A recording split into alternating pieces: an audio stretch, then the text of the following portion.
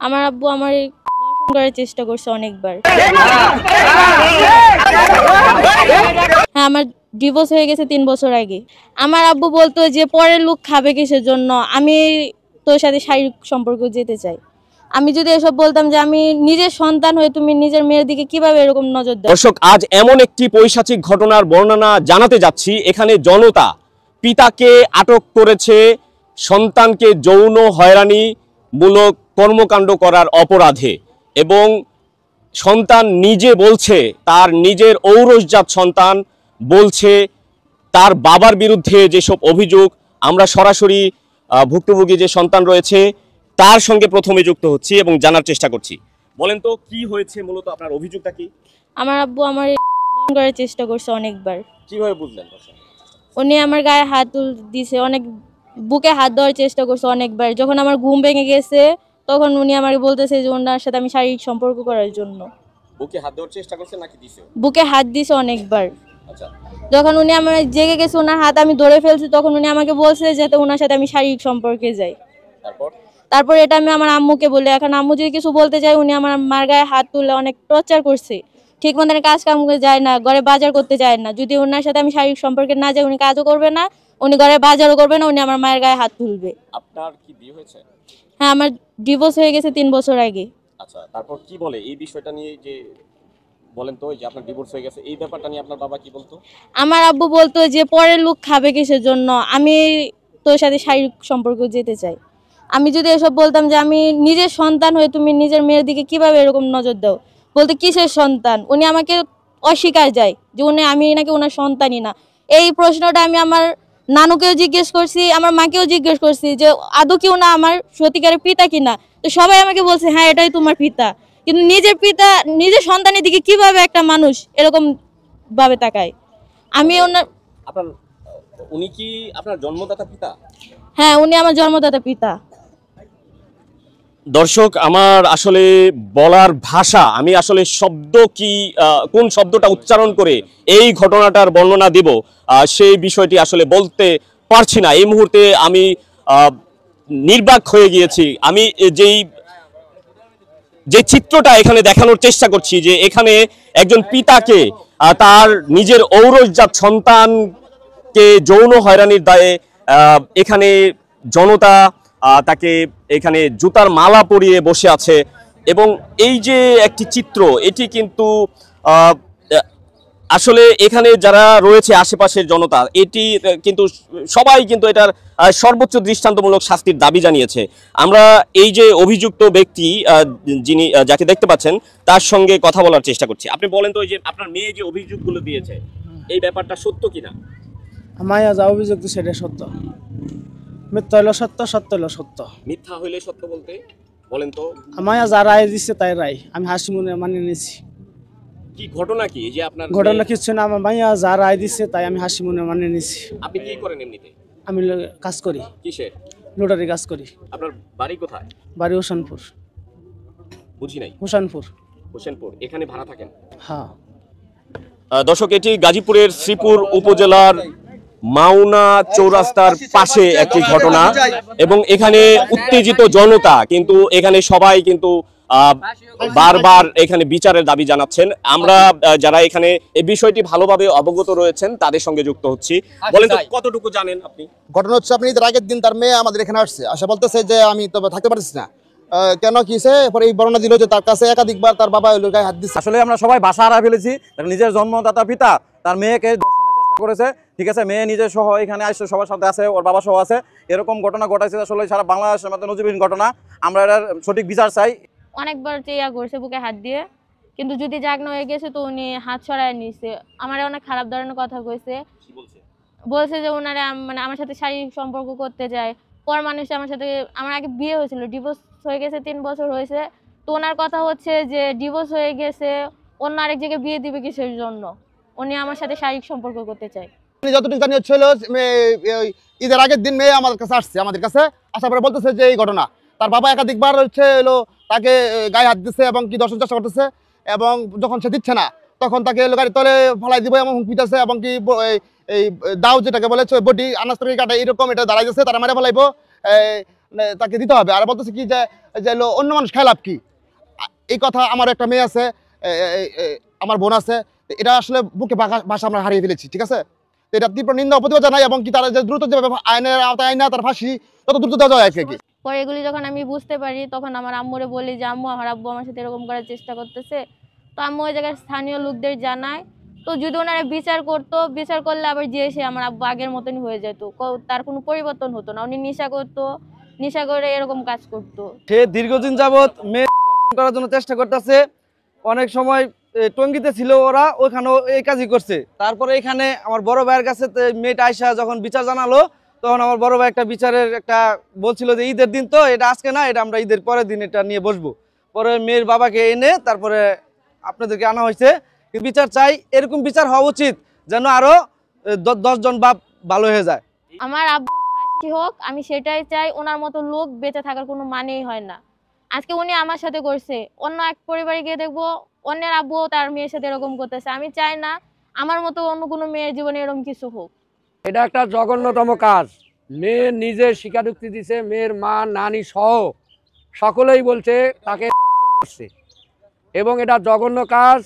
ইসলাম দৃষ্টিতে এর বিচার করা উচিত, অর্ধেক মাটিতে গাইরা পাথর নিক্ষেপ করে হত্যা করা।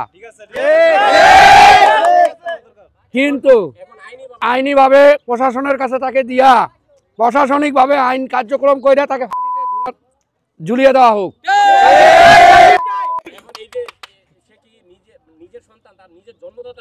তার নিজের জন্মদাতা সন্তান, এবং এই সন্তানকে কয়েকবার দর্শন করার জন্য সে চেষ্টা করে। তার নিজের স্ত্রীকে মাইরা বাড়ি থেকে বের করে দিছে এই সন্তানের দর্শন করার জন্য। এটা একটা জঘন্যতম কাজ, সমাজের নিকৃষ্টতম কাজ। একে ফাঁসিতে ঝুলানো হোক। আমি নিজেও একজন পিতা, এই ভাষার বর্ণনা দেওয়ার মতন কোনো ভাষা আমার জানা নেই, এবং আমরা সকলেই তার দ্রুত ফাঁসি চাই, দ্রুত ফাঁসি চাই, এই দর্শকের ফাঁসি চাই, এবং গাজীপুরের শ্রীপুর উপজেলার মাওনা চৌরাস্তার পাশে একটি ঘটনা, এবং এখানে উত্তেজিত জনতা, কিন্তু এখানে সবাই কিন্তু বারবার এখানে বিচারের দাবি জানাচ্ছেন। আমরা যারা এখানে এই বিষয়টি ভালোভাবে অবগত রয়েছেন তাদের সঙ্গে যুক্ত হচ্ছি। বলেন তো কতটুকু জানেন আপনি? ঘটনা হচ্ছে, আপনি ঈদের আগের দিন তার মেয়ে আমাদের এখানে আসছে, আসা বলতেছে যে আমি তো থাকতে পারছি না। কেন কি হয়েছে? এরপরে এই বর্ণনা দিল যে তার কাছে একাধিকবার তার বাবা গায়ে হাত দিছে, এখন যদি না দিতে চাই এখন হচ্ছে তার সে মেরে ফেলাইব। একবার হচ্ছে ওই গাড়ির তলা ফেলাই দিব এবং ধাক্কা দিচ্ছে, হুমকি দিতেছে। পরে বলছে যে ঠিক আছে আমরা একটু যেহেতু কালকে ঈদ, আজকের দিনটা চলে যাক, পরে আমরা দেখি কি করা যায়। পরে ওই এলাকাবাসী সবাই আটকে তারা এলো এখানে আনা হয়েছে আর কি। আপনাদের দাবিটা কি? আমাদের দাবি একটাই,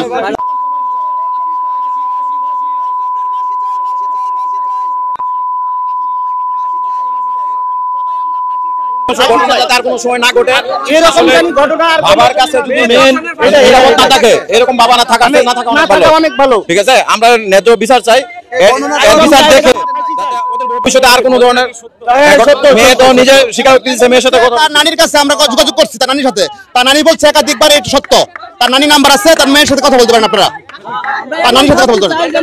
10টা বাবা দেখে ভালো হয়ে যায়। আর কেন এরকম তো সচরাচর তো হইলে তো সমস্যা। এমনি তো বাস্তবে যে ঘটনা ঘটছে ডাইরেক্ট আর কোনো মনে করেন যে কামনা করি না আমরা। বাবা নামের কলঙ্ক, বাবা না, বাবা নামের কলঙ্ক। এরকম বাবা দুনিয়াতে থাকার না থাকার ভালো। আর বর্ণনা দেওয়ার মতন কোনো ভাষা আমাদের জানা নাই। এই পৃথিবীতে বাবার কাছে সন্তান সবচেয়ে নিরাপদ। আর এই ঘটনা সেই টঙ্গি ঘটাইছে দুইবার, সে টঙ্গি থেকে পালাই আসতে পারে। তার মেয়ে বলছে টঙ্গি ঘটনা ঘটাইছিল, বাড়িওয়ালা তারা আটকেছিল, সে পালাই আসছে। জাস্ট এই সেম ঘটনা, এই মেয়ের সাথে ঘটনা, একই সেম ঘটনা। দর্শক, এখানে উত্তেজিত জনতা কিন্তু এখানে এই যে চেষ্টা করেছে তার যে বাবা ওরসজাত পিতা, এই চেষ্টার যে অভিযোগ তার মেয়ে, তা খোদ তার যে ওরসজাত মেয়ে সে নিজে জানাচ্ছে যে তার পিতার তিনি ফাঁসি চান, এবং তার পিতার সঙ্গে কথা বলার চেষ্টা করেছি। তার পিতাও বলছে যে তার মেয়ে যে রায় দিয়েছে, তার মেয়ে তার প্রতি যে অভিযোগ তুলেছে সেটি সম্পূর্ণ সত্য, এবং এই ঘটনাটি যারা প্রত্যক্ষ করেছে, যাদের কথা শোনাচ্ছিলাম, তারাও বলছে যে এই যে ঘটনাটি ঘটেছে, এই ঘটনার সর্বোচ্চ শাস্তি না হলে এই ধরনের ঘটনাগুলোর আরো পুনরাবৃত্তি ঘটতে পারে। এবং দর্শকরা এও বলছে যে যারা প্রত্যক্ষদর্শী আটকানোর সময় যারা দেখেছেন তারা বলছেন যে এই ঘটনায় তারা সবাই নির্বাক হয়ে গিয়েছে। কোন কোন শব্দ প্রয়োগ করে এই ধর্ষণ চেষ্টা, নিজের মেয়েকে ধর্ষণ চেষ্টা করার শাস্তির বিচার এর দাবি জানাতে হবে, সেই শব্দগুলো যারা রয়েছে প্রত্যক্ষদর্শী দর্শক তারা কিন্তু সেই শব্দগুলো কিন্তু ভুলে গিয়েছেন আমার মতোই। প্রিয় দর্শক, সেই চিত্র, এই যে পিতা কর্তৃক মেয়েকে যেই ধর্ষণ চেষ্টার অভিযোগ, সেই চিত্র জানানোর চেষ্টা করছিলাম গাজীপুরের মাওনা চৌরাস্তা এলাকা থেকে। মোহাম্মদ মুজাহিদ, নয়া দিগন্ত, গাজীপুর।